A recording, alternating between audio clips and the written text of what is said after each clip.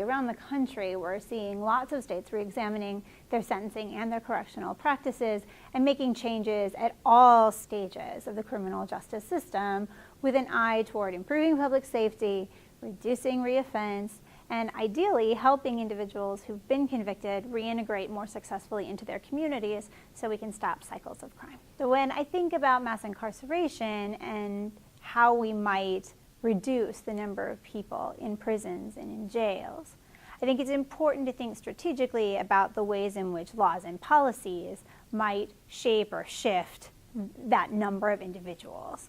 And so there are lots of different ways it could happen. At the biggest level, making the most changes impacting the most people, we need to think about length of terms of punishment, right? Both the length of supervision terms, of how long is someone on probation, and how long might someone be incarcerated. And the reality is that particularly in our state, over the last 20 to 30 years, we've seen maximum penalties get longer and longer without any change in the underlying behavior or the nature of the people committing the crimes themselves. So our anchor, our sense of scale, has shifted over time in ways that might not be necessary. For most of us, the thought of spending a year behind bars is a significant, substantial deprivation. We'd miss our families, we'd lose our jobs, we might lose our housing. We'd feel punished at a pretty deep level. And yet, in common conversation, people treat a one-year sentence like a slap on the wrist.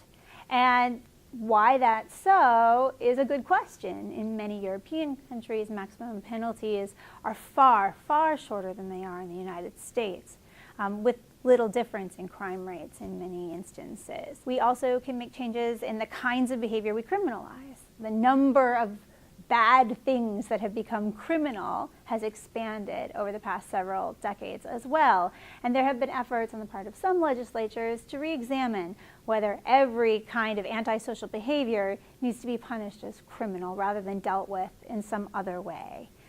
In addition, once people are actually channeled into the criminal justice system, there are lots of ways to consider alternatives to incarceration. In some cases, we can hold people accountable before they're even charged with a crime, requiring them to pay restitution, for example.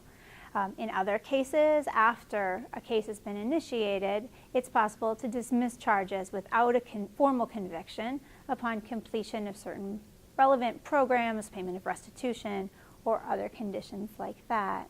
And then once a formal sentence is imposed, in those cases where it's necessary, there's a question to be asked about what kind of sanction is merited.